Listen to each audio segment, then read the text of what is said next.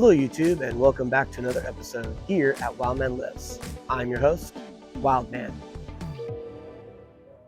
Now on today's episode, I thought I would do a very quick Q&A. So I get a lot of questions, and sometimes it's a repetitive question, so I want to make sure that I address them, and I usually try to take the top 3 questions that I get, and then I try to answer them so that everybody out there can get the same answer at the same time. So here we go. Now, one question that I get a lot is, how do you train so that you're not getting injuries, whether they're big or small? Now, that's a loaded question right there, because typically how you train and what you're doing and what your specific goal is going to be dependent on how you train and how frequently you're using the same muscle or tendon over and over again. So without knowing somebody's specific goal, it's hard for me to address that question. But here are 3 tips that I like to give everybody, that if they do these 3 things, they're at least mitigating the likelihood of an injury. The first thing is to prime your muscles before you do whatever workout you're planning to do that day. So a lot of people think that they need to do a quote unquote warm-up, and I actually like to do movements that are called priming movements. And I'm gonna leave a link down in the description. I've done a video about this in the past of what I like to do prior to working out, and it's the same routine I do every single time you see me do my giant set movements, where I'm jumping around, lifting heavy stuff, and being an idiot pretty much in my backyard. So check out that video, and I describe more about how to prime your muscles before you're about to work out. The next tip I'm going to give you is, when you're going into the gym, have a clear plan of what you're going to do. Wandering around the gym and trying to figure out what you're trying to do in the moment, or what you feel like doing in the moment, is probably the best way to get an injury, because you're going to want to do the movements that are fun and not the movements that you need to do. And there's a way to structure your programs where you can make it fun, and you can implement stuff in there that you don't like to do, but it could still be fun just by the way it's structured. And if you want more tips about that, feel free to DM me at WILDMANLifts on Instagram, or leave a comment on this video, and I'll be happy to reach out to you and see what you are doing, and if there's anything I can do to help you in order to improve your workouts and to make them less of a chore. And the last tip that I'm going to give you is, when you're done working out, make sure you're doing accessory movements. Now, accessory movements, a lot of people get confused with. They think, like, for example, after you're doing a deadlift, you should do a bent barbell row after you're done, because that's an accessory movement to the deadlift. And that is actually true, but that isn't the accessories that I'm talking about.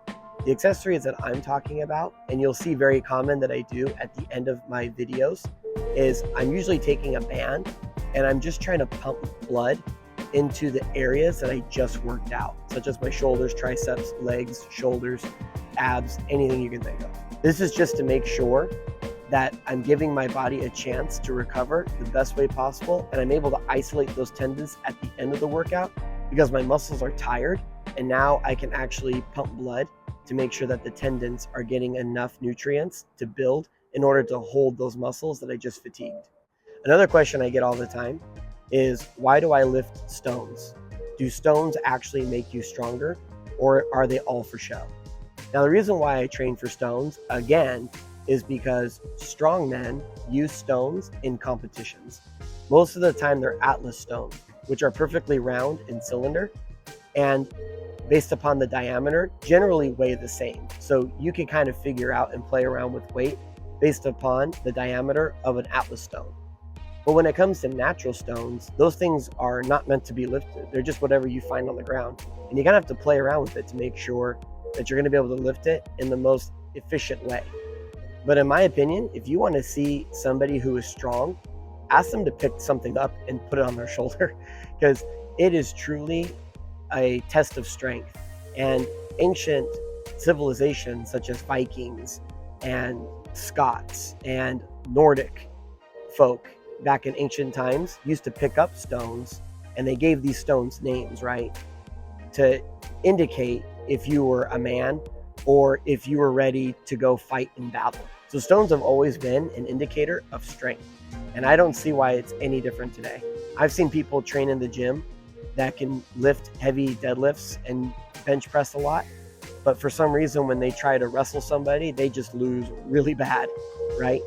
And I've never really seen somebody lose really bad in a wrestling match who can pick up a heavy stone and get it to their shoulder. They may not be the best deadlifter, squatter, or bench presser, but that's okay because those are implements that are made to be lifted and can be overloaded, and stones are not.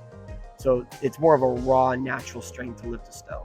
And that's why I like to train in them, but it's also mainly just to determine how my training is going, to make sure that I am an overall athlete and an overall strength athlete, and also strongman train with those implements in competition. So you have to be efficient. And the last question that I usually get a lot is, when is the best time to take creatine? Now, this is a loaded question because creatine, you need to do your research on it because there's so many variations of creatine out there, but probably the one that people most are associated with is creatine monohydrate, because creatine monohydrate has the most scientific facts behind that supplement. And so there's a lot more data to go off of. But if you're asking me my personal advice of when you should take creatine is going to be most efficient, in my opinion, when you are starting to plateau in whatever your specific goal is. So let's say you're trying to increase your bench press, right? Or your deadlift or your back squat. And let's say you were progressing every single time you went to the gym and were hitting those implements. But then one day you show up and you can't do it. You can't go like 5 pounds more. And then you show up next month to do it again and you still can't do it, or you're starting to go down in strength. Creatine would be a good option for you at that point because, in my opinion, you've plateaued, right? Your genetic makeup, your size, your muscles that have just been given to you naturally is starting to fail, right? And you could, in my opinion, would be better, take a look at your workout routine and see if there's anything you could tweak that could possibly help you get to your goal a little bit better and a little bit safer. But if you do that and you're still not hitting your goal, or you plateau again, creatine would be a good option for you, because what it's going to do is it's going to delay that soreness and it's going to help you recover faster. And that's something that is desperately needed when you're hitting the gym a lot or when you're lifting heavy very frequently. So that's just my opinion about creatine, but you should always do your own research and talk to people a lot smarter than me before you take creatine and make it part of your daily supplements.